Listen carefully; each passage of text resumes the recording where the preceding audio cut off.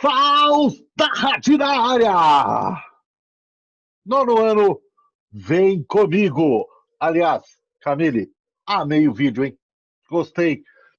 Tranquilo, inteligente, maravilhosa, linda, extraordinária, cada vez mais aprendendo e fazendo todo o processo de educação valer a pena.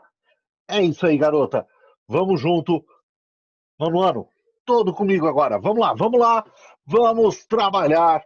Vamos mostrar como se faz geografia. Eu sou o tio Ed e vou levar você para o mundo maravilhoso da geografia. Vem comigo! Para nós darmos início à nossa aula, é bem simples, né? Vamos olhar como as situações vêm acontecendo, de que forma que nós formamos as áreas e estratégias do mundo. E para a gente entender isso, um dos lugares mais, hoje, né, atualmente, mais visados no mundo em termos de estratégia, em termos de economia, enfim, em todo esse processo, é a área do Oriente. Se você está com dúvida, vem comigo aqui, ó. Vem comigo aqui que eu vou te mostrar. Oriente Médio. Hoje é chamado para nós de Oriente Médio. E eu quero que você venha comigo para entender o que eu estou falando. Então, essa área aqui, ó, Arábia Saudita, essa área de produção, Irã, Iraque, essa área de produção que nós temos aqui de petróleo, essa saída dos navios, essa daqui, são áreas extremamente importantes. Nós estamos falando aqui, ó, aqui está a África, aqui está a Ásia e aqui está a Europa. Deixa eu chamar esse mapa aqui para ficar mais fácil, ó. África, Europa, aqui a Ásia como um todo, né, pegando essa parte aqui, mas essa região aqui é chamada de Oriente Médio.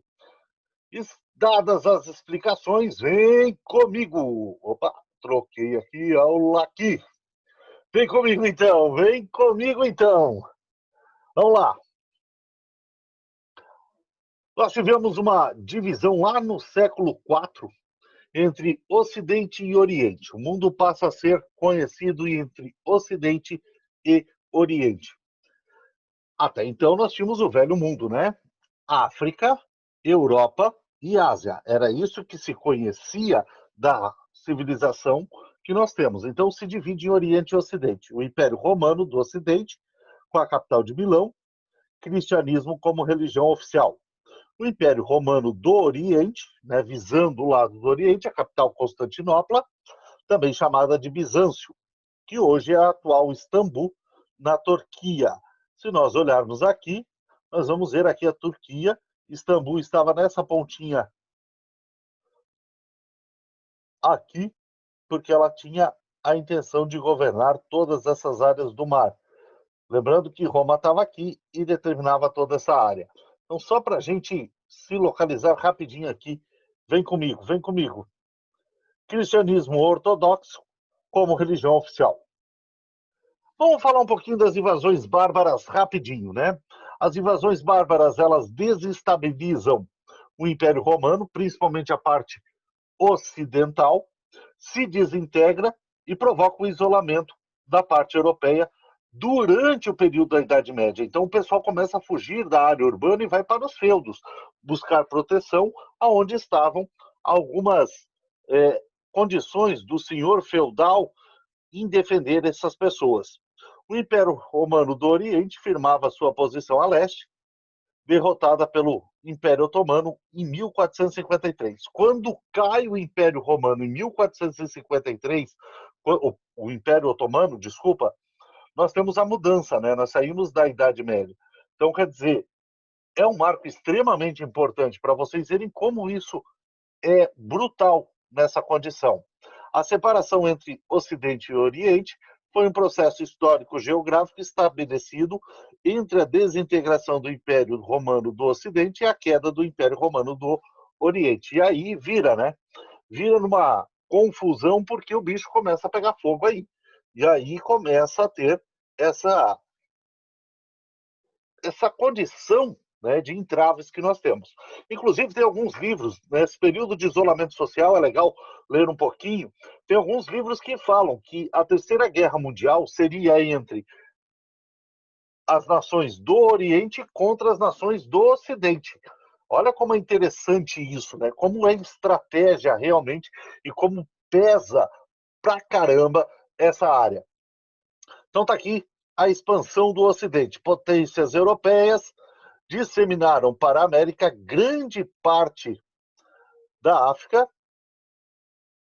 porções do Sudeste asiático, padrões culturais, línguas e religião, características do que se passou a chamar de mundo ocidental. Então, a Europa, ela passa a ser o centro. Professor, como que isso se caracteriza? Vamos pegar o mapa mundi aqui. Olha como é interessante quando a gente visualiza isso. Quando nós chamamos o mapa mundi, podemos pegar aqui esse mapa mundi aqui mesmo.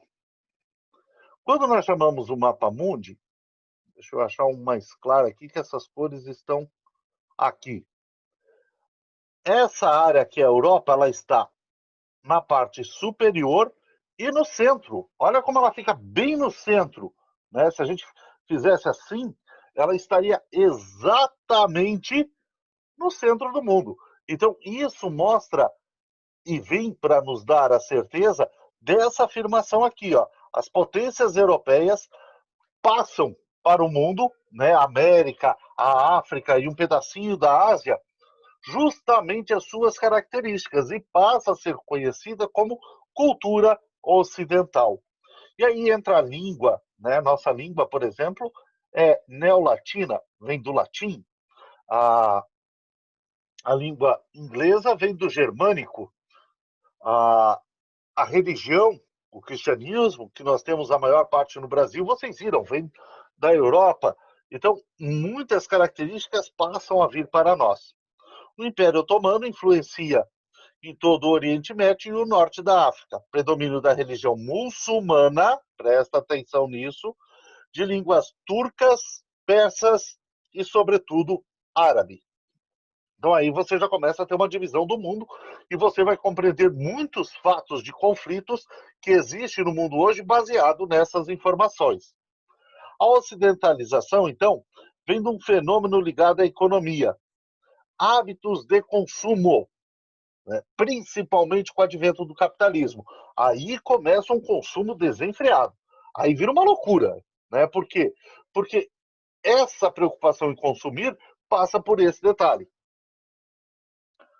que muitas vezes se integram a valores culturais de um país. Em muitos países, esse encontro das culturas e valores convivem, se integram e dão origem a novos padrões, hábitos e formas de organização da sociedade. Que é o nosso caso aqui, que nós fomos incorporando, fomos mudando, fomos vendo como isso funciona para nós em todo o seu processo. Vamos falar um pouquinho dessa influência, né? A relação entre os estados é caracterizada pela disputa por influência além dos seus territórios. Então, toda a influência que tem, ela vai além dos territórios. Além disso, o controle de matéria-primas, fontes de energia, e aí vem aquela questão do petróleo que eu tanto falei para vocês. São estratégias onde circulam mercadorias durante os países de grande influência no cenário internacional. Inclusive, eu mostrei para vocês ali no mapa a questão da preocupação com os mares que cercam. Então, vem comigo aqui de novo, ó. Vem comigo aqui, ó. Lembram aqui, ó, essa área, né? Que estão justamente em disputas. Então, há uma grande influência. Nós temos uma concentração da Marinha dos Estados Unidos aqui nessa área.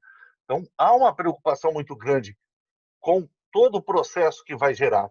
Economicamente, a importância de um país está associada ao tamanho do seu mercado consumidor e ao que ele produz, a matéria-prima que ele tem. Então, é claro que, por exemplo, o Brasil hoje, com 210 milhões de habitantes, né, já chama a atenção do mundo justamente por ser um grande mercado consumidor. Por isso que China, Estados Unidos, a própria Europa tem relações muito fortes econômicas e principalmente na questão de mercadorias com o Brasil. Militarmente, nós somos a 8ª potência mundial a nível militar. Os países com maiores efetivos e investimentos de tecnologia são mais bem preparados para eventuais conflitos bélicos. Estados Unidos, primeiro lugar estourado, né? Rússia e China aí brigando justamente para chegar próximo aos Estados Unidos. E aí vem um detalhe importante. Por que os Estados Unidos temem tanto a China? Devido a essa questão de contingente militar. Vocês viram que fala aqui de contingente. O que é esse efetivo? Né? São justamente as pessoas que estão alinhadas nesses conflitos que nós temos. Então, hoje, se nós tivéssemos uma guerra, sem dúvida nenhuma, nós íamos ter um conflito enorme entre China e Estados Unidos. E a Rússia ficaria exatamente ali no meio dessa brincadeira toda, hoje dando apoio para a China. Por isso que os Estados Unidos têm tanta força e se preocupa tanto. Né? O termo potência, o que significa potência? Define um Estado com poderio econômico, político e militar. E aí entra justamente os Estados Unidos. Os Estados Unidos têm um poder econômico, político e militar muito grande, o que é capaz de influenciar ou se impor sobre outras nações. Turminha, conteúdo hoje a gente fecha por aqui. Antes de nós darmos aquele tchauzinho básico, eu vou vir aqui só para chamar para nós aquela parte que vocês amam, né? O nosso caderno de atividades do 9º ano. Vamos lá, vem comigo para nós fecharmos a nossa aulinha de hoje. Então, eu quero que você aqui, ó. Já vamos começar aqui, ó. Em 2003, os Estados Unidos invadiram há um espaço ali, né? Sob o pretexto que o presidente Saddam Hussein escondia armas de destruição em massa. Muitos estudiosos consideram, entretanto, que a disputa pelas reservas de petróleo foi o verdadeiro motivo da invasão. Acha lá qual foi o país que os Estados Unidos invadiu e que derrubou o Saddam, que era então presidente. Assinale a alternativa que apresenta a sequência dos acontecimentos históricos que contribuíram para a divisão do mundo entre ocidental e oriental. Nós estudamos isso. Expansão ultramarina da Europa e desenvolvimento do sistema colonial, invasões bárbaras e isolamento de grande parte da Europa durante a Idade Média, derrota do Império Bizantino e queda de Constantinopla, divisão do Império Romano. Então coloca lá para nós, né? A situação é para colocar a ordem, então coloca lá, busca lá qual é a ordem que foi acontecendo. Então nós temos primeiro a divisão. Olha só, se nós já definirmos a divisão, vocês já pegaram qual é a ordem disto, né? Então ficou facilzinho ali. Por que é possível afirmar que, na atualidade, a divisão do mundo entre Ocidente e Oriente perdeu importância? Será que perdeu importância? Será que a globalização que nós estamos vivendo não deu mais importância para isso? Vai lá, eu quero ouvir a tua resposta. Fechamos aqui, paramos exatamente aqui, até para não dar uma sobrecarga muito grande. Gente, mais uma vez, aquele abraço, aquele beijo. Hoje tivemos a participação rapidinha especial aqui da minha filha, inclusive fazendo careta, né? Então, um abraço e um beijo. Fiquem com Deus e até a próxima. Fui!